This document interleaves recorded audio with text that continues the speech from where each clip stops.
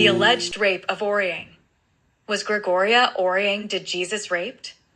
No conclusive evidence or account supports the allegation that Gregoria de Jesus, Oryang, the beautiful wife of Supremo Andres Bonifacio, was raped in 1897 while Emilio Aguinaldo was president of the revolutionary government.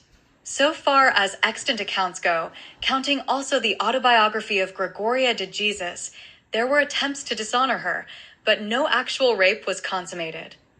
Among those who espoused the rape accusation is historian Professor Ambith Ocampo, who wrote an article in his column in the newspaper, Inquirer, the pertinent portion of which is quoted below. Quote, "Then, of course, the catalogue of rape in the Philippines will not be complete without mention of Gregoria de Jesus, wife of Katipunan Supremo Andres Bonifacio, who was raped by Colonel Agapito Bonson. The colonel was neither investigated nor punished by Emilio Aguinaldo for this crime. The rape of Gregoria de Jesus is one of the heartrending episodes of the Philippine Revolution and deserves full and separate treatment." Unquote. Mr. Ocampo raises two key points in this article. First, Oryang was raped, and second, Colonel Bonson, also known as Colonel Intong, was neither investigated nor punished by Aguinaldo. Let us tackle the first point. In the Inquirer article, Mr. Ocampo specifically says Oryang was raped. Yet, in his book, Looking Back, this is what Mr. Ocampo says. Quote, "Was she or wasn't she raped? All calls for investigation of the rape charge were ignored by Aguinaldo.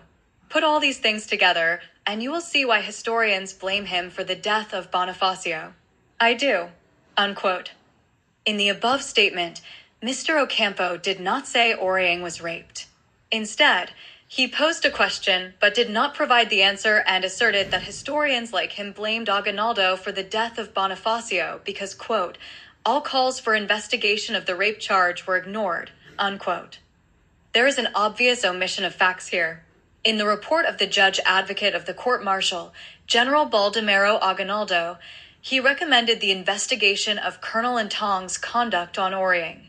However, the difficulties of war prevented the carrying out of the recommendation because, at that time, the revolutionaries were under heavy attack by the Spaniards preceding the fall of Cavite. In any case, was there a rape charge at that time?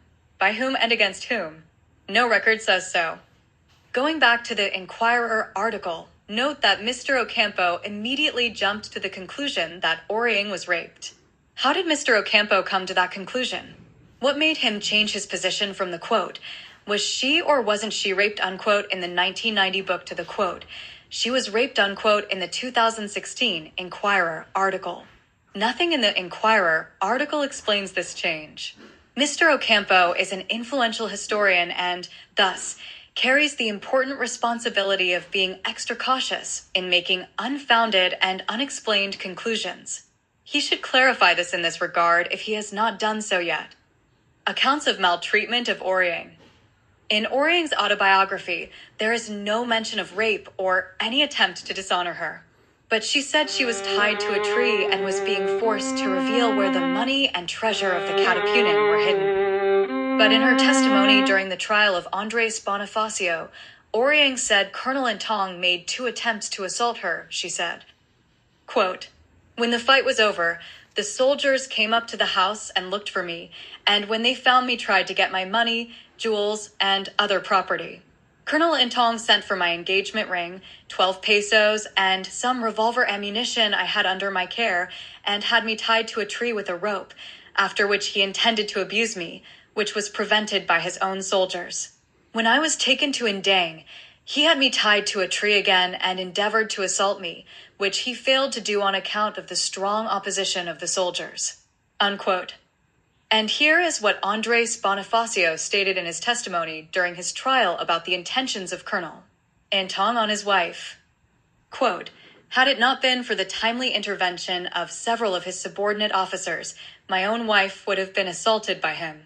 Colonel Intong, having failed to carry out his intentions, tried to take my wife as prisoner, which he could not do because of the advice and opposition shown by Tomas Mascardo." Unquote. Santiago Alvarez also wrote in his memoirs, quote, Colonel Intong had made a move to take the Supremo's, wife to an unoccupied house, but thanks to the intercession of some of his Colonel Intong's own head soldiers, he had been thwarted in his beastly intention. Unquote. The narration of Alvarez continues and mentions a second attempt. Quote, the same Colonel Intong had made a second attempt to abuse his Bonifacio's wife while they were at Indang. She had been dressing the Supremo's wounds when suddenly there barged in a head soldier who claimed to be a major. This interloper had insisted on taking the Supremo's wife away, but she was luckily spared again by the propitious arrival of General Tomas Moscardo. Unquote. To sum it up, there is no mention of rape in all the statements above, by Oryang herself, by Bonifacio, and by Santiago Alvarez. It is very likely, however, that if Oryang was raped, the culture of silence on purity violation in those days must have prevented her from revealing the whole story. But until a credible account surfaces, the conclusion is that the alleged rape of Oryang by Colonel Bonson did not happen, although the colonel made at least 2 attempts to dishonor Oryang. Investigation of Colonel Bonson. Let us move on to the second point. Mr. Ocampo says Colonel Bonson was not investigated or punished by Aguinaldo. This is not exactly telling the complete story. The truth is that an order was issued to conduct an investigation into the alleged maltreatment of Oryang by Colonel Bonson. Acting on the testimonies of Oryang and her husband, the Judge Advocate General, Baldomero Aguinaldo, formally recommended on May 7, 1897, to the court-martial the investigation of Colonel Bonson.